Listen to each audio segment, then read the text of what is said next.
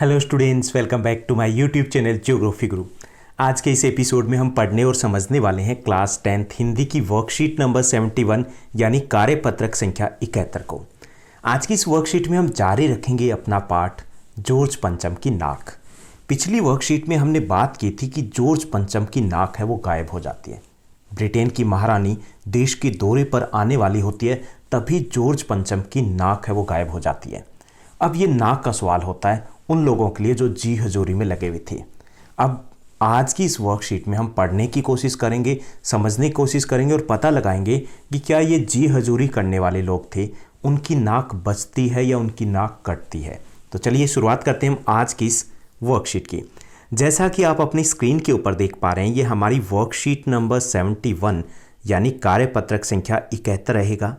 हमारा विषय हिंदी है, जिसमें हम जॉर्ज पंचम की नाक जो कृतिका भाग 2 से ली गई है उसको पढ़ना जारी रखेंगे। आज की दिनांक है 23 दिसंबर 2020। चलिए हम पाठ की शुरुआत करते हैं। आखिरकार मूर्तिकार को फिर बुलाया गया। मूर्तिकार जो कलाकार ठहरा उसको फिर से बुलाया जाता है और उसने मसला हल ही कर दिया, यानी चुटकियों में इस बार वो एक नया जुगाड़ लेके आए कि चलो नाक गायब हो गई तो हो गई, लेकिन इसका मसला वो हल करके रहेंगे। तो मसला कैसे हल किया कि वह बोला कि पत्थर की किस्म का ठीक से पता नहीं चला तो परेशान मत होइए कि ये कौन सा पत्थर है। मैं हिंदुस्तान के हर पहाड़ पर जाऊंगा, ऐसा ही पत्थर खोज कर लाऊंगा। अब समाधान हो गया था कि कलाकार जो भाई साहब हैं, मूर्तिकार हैं, वो देश के कोने कोने में जाएंगे, उत्तर से दक्षिण, पूर्व से पश्चिम और पर्वतीय इलाकों का दौरा करेंगे और जहाँ पर जो पत्थर उन्हें मिलेगा ऐसा पत्थर, तो वो पत्थर ले आएंगे, उसे नाक बनाएंगे और नाक को चिपका देंगे किसकी लाट के ऊपर, जॉर्ज पंचम की लाट के ऊपर। कमेटी के सदस्यों की जान में जान आ गई और सभापति ने भी खुश होकर के कहा ऐसी क्या चीज़ है जो हिंदुस्तान में मिलती नहीं। यानी काफ़ी हैरान परेशान थे कमेटी के सदस्य, लेकिन अब समाधान हो चुका था और सभापति वो भी गदगद हो जाते हैं। कहते हैं कि ऐसी क्या चीज़ है जो हिंदुस्तान में मिलती नहीं। हर चीज़ इस देश के गर्भ में छिपी है, ज़रूरत है उसे खोजने की। खोज करने के लिए मेहनत करनी होगी और इस मेहनत का फल हमें मिलेगा, आने वाला ज़माना खुशहाल होगा। बड़ी मुश्किल से सभापति को आधे घंटे के बाद पकड़ के बिठाया गया, भाषण शुरू कर दिया। बड़े खुश हुए। अब नेता जो ठहरे शुरू हो जाते हैं तो स्टार्ट का बटन ज़रूर होता है, लेकिन बंद होना भूल जाते हैं। अब बड़ा लंबा चौड़ा जो भाषण दिया, अगले दिन ये जो भाषण था, आधे घंटे का छोटा सा जो भाषण था, अखबारों में छप गया। चारों तरफ था कि अब तो समाधान हो गया, जॉर्ज पंचम की नाक है वो लग कर रहेगी। अब मूर्तिकार है वो अपने दौरे पे निकल लिए। हिंदुस्तान के पहाड़ी प्रदेशों, पत्थरों की खानों के दौरे पर निकले।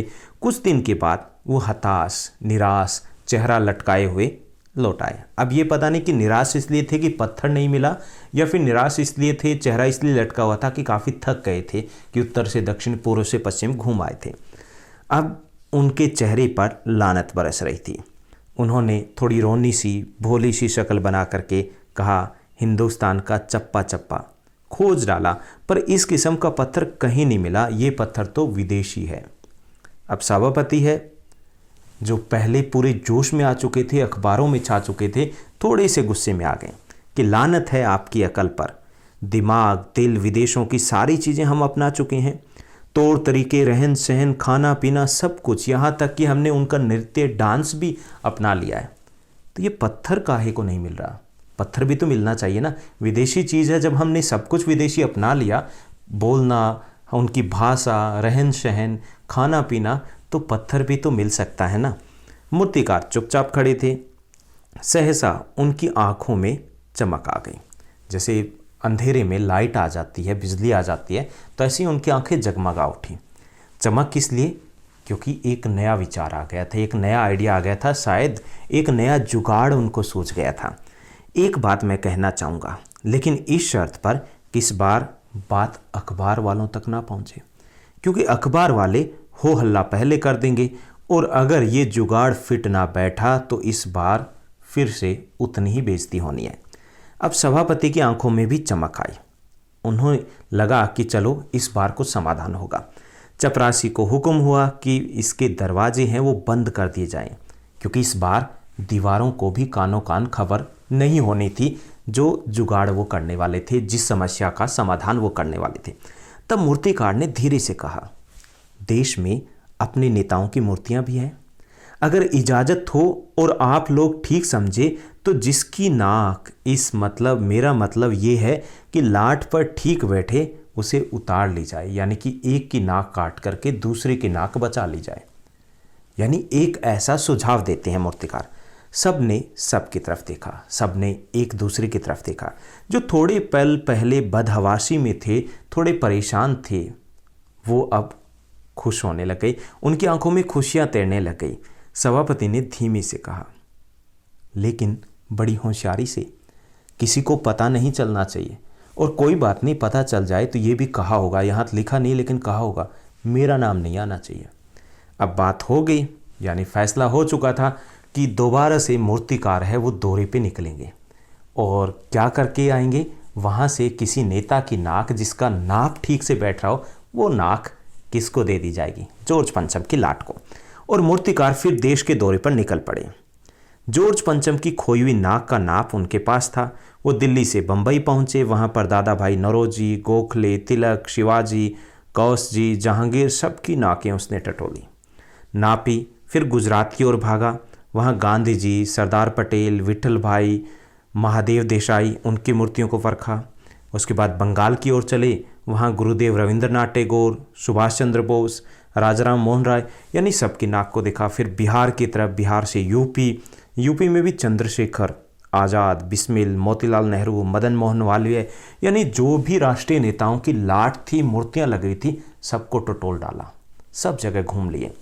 उसके बाद वो दक्षिण की तरफ पहुँचे, जहाँ पर वो मद्रास, केरल, मैसूर होते हुए पंजाब पहुँचे। पंजाब में भी उन्होंने लाला लाजपत राय, भगत सिंह है, उनकी लाटों को देखा, लेकिन समस्या का समाधान नहीं हुआ। वापस दिल्ली पहुँच गए और अपनी मुश्किल बयां की। पूरे हिंदुस्तान की परिक्रमा कराया हूँ, सब मूर्तियाँ देख आया हूँ, सबकी नाकों का नाप है, यहाँ जॉर्ज पंचम की इस नाक से बड़ा है। तो यहाँ पर व्यंग किया गया है, जो नाक का सवाल है, सबकी नाक बड़ी थी। हिंदुस्तान में किसी की भी नाक जॉर्ज पंचम की नाक जैसी छोटी नहीं थी। यहाँ नाक का अर्थ जो बड़ी या छोटी होने का है कि सबकी इज्जत, सबका स्वाभिमान था, वो इस अंग्रेज से, जॉर्ज पंचम से बड़ा था। तो ये था हमारा आज का गद्यांश। अभी तक नाक की समस्या का समाधान नहीं हुआ है। अगले एपिसोड में, अगले वर्कशीट में हम पता लगाएंगे कि इस नाक का आखिर होता क्या है। अब हम प्रश्नोत्तर की तरफ बढ़ते हैं। आज की इस वर्कशीट में 5 आसान से प्रश्न दिए गए। पहला जो प्रश्न दिया गया, मूर्तिकार हिंदुस्तान के पहाड़ी प्रदेशों के दौरे पर क्यों गया और हताश क्यों लौट आया। हमें बताना है कि वो क्यों गए थे और हताश क्यों लौट के आए। तो मूर्तिकार जिस पत्थर से मूर्ति बनी थी, उस पत्थर की तलाश में हिंदुस्तान के पहाड़ी प्रदेशों के दौरे पर गया था, परंतु उसे हताशा हाथ लगी क्योंकि वह पत्थर नहीं मिल पाया था। उसके बाद दूसरा प्रश्न है कि मूर्तिकार ने गुप्त रूप से क्या सुझाव दिए, ये हमें बताना है। तो मूर्तिकार द्वारा दिया गया गुप्त सुझाव यह था कि देश के नेताओं की लाटों की नाक का नाप लिया जाए और जॉर्ज पंचम की टूटी नाक पर लगा दी जाए, यानी जिसका नाप फिट बैठे। उसके बाद तीसरा प्रश्न दिया गया, जॉर्ज पंचम की नाक लगाने को लेकर जो चिंता सरकारी तंत्र में दिखाई देती है, वह तंत्र की किस मानसिकता को दर्शाती है। जैसे पूरा देश था, पूरा मीडिया था, वो पागल हुए जा रहे थे जॉर्ज पंचम की नाक को लेकर के। तो ये जो चिंता दिखाई दे रही थी सरकारी तंत्र में, पूरी सरकार लगी हुई थी, ये किस मानसिकता को दिखाती है, उनकी क्या सोच थी। तो सरकारी तंत्र में जॉर्ज पंचम की नाक लगाने को लेकर जो चिंता और बदहवासी दिखाई देती है, उससे उनकी गुलाम मानसिकता का बोध होता है। इससे पता चलता है कि वे आज़ाद होकर भी अंग्रेजों के गुलाम हैं। उन्हें अपने उस अतिथि की नाक बहुत मूल्यवान प्रतीत होती है, जिसने भारत को गुलाम बनाया और अपमानित किया। उसके बाद चौथा प्रश्न दिया गया, जॉर्ज पंचम की नाक पर किसी भारतीय नेता की मूर्ति की नाक फिट न होने की बात से लेखक किस ओर संकेत करता है। जैसा हमने अंत में पढ़ा कि जॉर्ज पंचम की नाक पर किसी भारतीय नेता की मूर्ति की नाक फिट नहीं होती है, तो इससे लेखक किस ओर संकेत करना चाहता है। मूर्तिकार को पता चलता है कि हर भारतीय नेता, यहाँ तक कि भारतीय बच्चे की नाक जॉर्ज पंचम की नाक से बड़ी है। इस कथन के द्वारा लेखक हमारे आत्मसम्मान की ओर संकेत करता है कि हमारा आत्मसम्मान, हमारा स्वाभिमान है, वो अंग्रेजों से ज़्यादा बड़ा है। उसके बाद 5वां और अंतिम प्रश्न है, गतिविधि दी गई है कि मूर्तिकार ने हिंदुस्तान की परिक्रमा है कहाँ कहाँ से गुजर कर की, यानी कौन से प्रदेशों में गए ये हमें बताना है, और किन किन नेताओं की मूर्तियों या लाटों को देखा ये हमें बताना है। फिर हमें राज्य या केंद्र शासित प्रदेश है उनके नाम लिखने, उनसे जुड़े नेताओं के नाम लिखने, यानी बहुत कुछ दे दिया है इस 5वें प्रश्न में।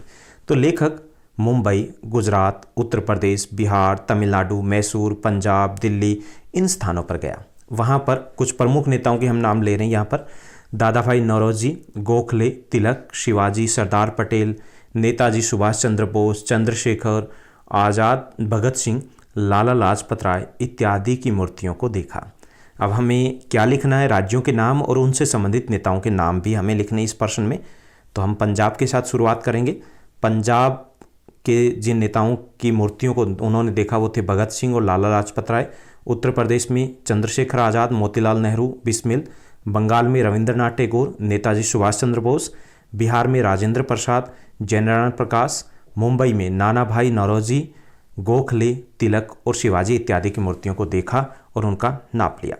तो ये थी हमारी आज की वर्कशीट जो काफ़ी आसान थी। अगर आपको ये वीडियो अच्छी लगी तो अपने फ्रेंड्स के साथ शेयर करना और इस वीडियो को लाइक करना मत भूलिएगा। Thank you, bye bye, have a nice day.